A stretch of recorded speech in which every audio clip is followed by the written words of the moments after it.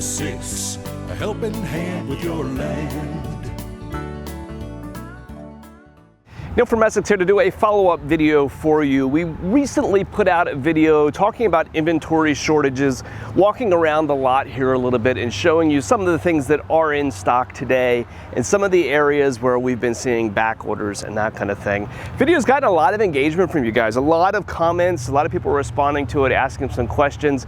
So I've learned a little bit more since then. So we're gonna do a follow-up video here today and walk around some of this equipment and show you some of the specific bits and pieces of an explanation of why some of these shortages are happening, where manufacturers are having a hard time ramping up inventory to meet your demand, and kind of bring a little bit of a backstory, maybe a little bit more understanding to why these back orders are happening. Now, I need to start this by saying, while we're gonna walk around a lot of different colors of equipment today, I'm not speaking about any one manufacturer in particular. These are gonna be largely industry-wide things that pretty much every company is struggling with in some fashion. So while the colors behind me may vary, we're talking about the industry as a whole, not in reference to a specific manufacturer.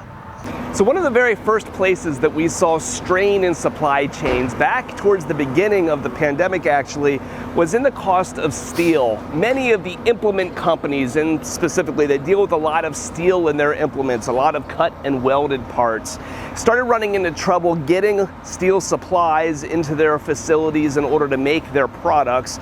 And it's not too long after, once the supply started shrinking, the price of that steel started ratcheting up and up.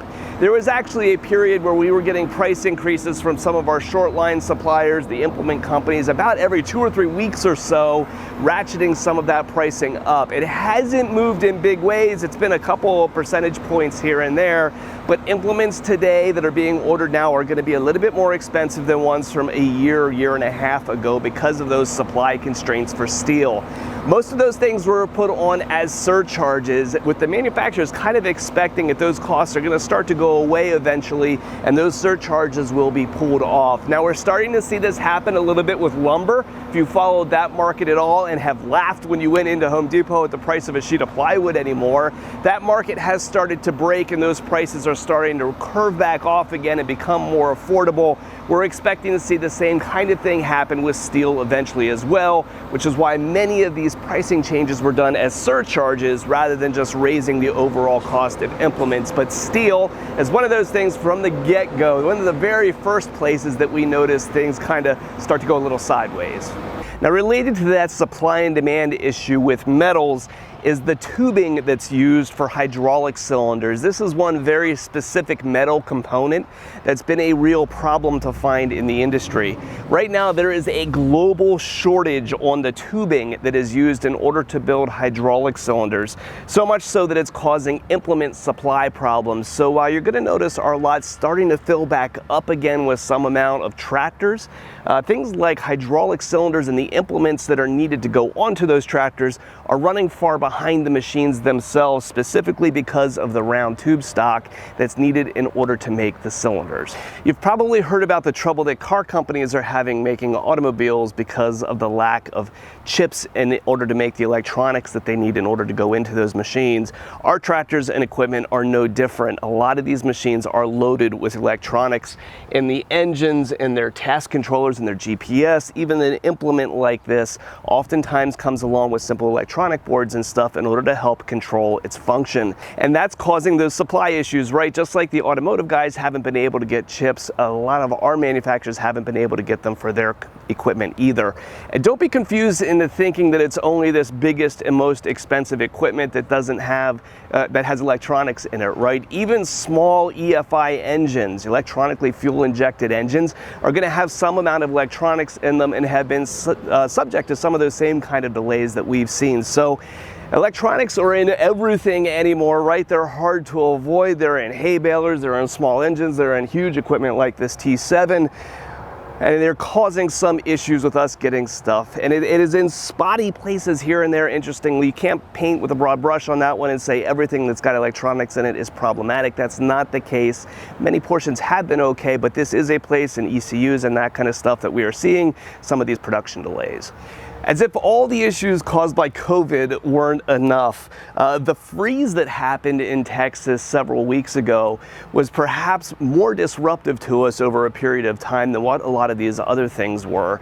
You may not realize it, but there's a lot of petrochemical plants in Texas that supply the components needed in order to make a number of different products. One of those things being plastics, right? You heard about this with the components that go into making OSB and the plastic components and things like fuel tanks and steering wheels, the spray-on bed liner materials, all those kinds of things after that Texas freeze happened really became hard to come by, and that's because those plants weren't made to go through a freeze-thaw cycle, right? And in many cases, the machinery and stuff that is in these facilities that's used in order to make these component chemicals broke when everything froze, and so that has had ripple effects now through those supply chains for a number of months now. In fact, bed liner material and that kind of stuff we're still hearing is really hard to come by.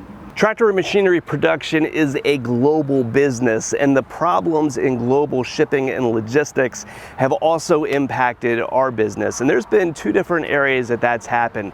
One has been the amount of imports coming into the country. With the amount of retail activity that's happening right now, there's more stuff than ever coming in from all kinds of different industries and hitting the ports and needing to be brought inland. Those ports have become congestion points, so we're hearing from our manufacturers that track their global supply chains about the amount of inventory that might be sitting simply in the water just off of our shores waiting to be brought in. And we see that periodically on equipment that's made in Europe and those kinds of things that need to be brought in, sometimes sitting in the water and waiting to get into the ports. Once they've hit the port, though, there's more work that needs to be done, right? A lot of this stuff needs to go through customs processes and checked in and brought into the country. There are labor shortages in that industry. And then once that machine has cleared customs and it needs to be hauled into a dealership location, the industry is facing trucking shortages, not enough drivers in order to move all of these things around. So even when we're starting to see manifests of some machines being produced and stuck onto ships and sent to us, it's taking an abnormal amount of time for those things to come across the water, clear customs, get on a truck, and arrive at a dealership.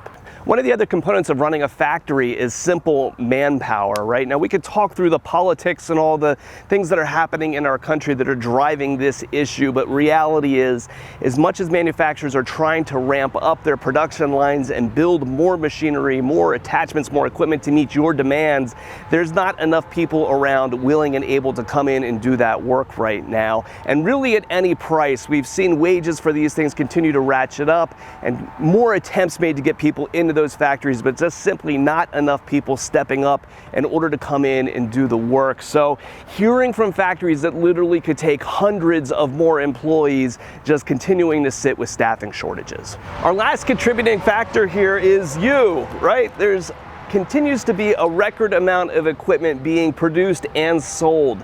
Despite all these headwinds of problems with steel and cylinders and electronics and everything that goes into these machines, you shouldn't be discouraged and sit here and think that you can't get something and you can't purchase things today.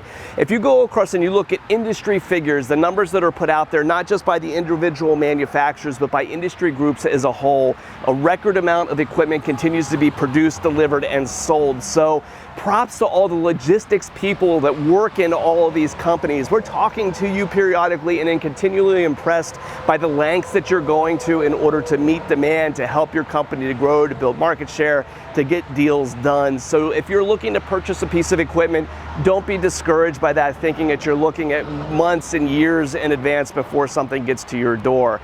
The best thing that you can do is go through and nail down the piece of equipment that you want and put your name on something, maybe weeks or months in advance of when you might need it, hopefully, in order to get that sale done and everything wrapped together. It is taking some time, but like I said, we continue to have record amounts of done and completed transactions. So something we often lose sight of, right? This has been a frustrating time for all of us to go through. Business has never been more difficult for us to do because of all of these supply disruptions, but there's more happy customers out there with their machinery getting more jobs done than ever before. So if you're shopping for a piece of equipment and we can help, or if you have parts or service needs for a machine you've already got, give us a call at Messick's. We're available at 800-222-3373 or online at Messick's.com. Strain in supply lines happened pretty close to the beginning of the pandemic, actually. Many companies, decent, you can catch them quick enough.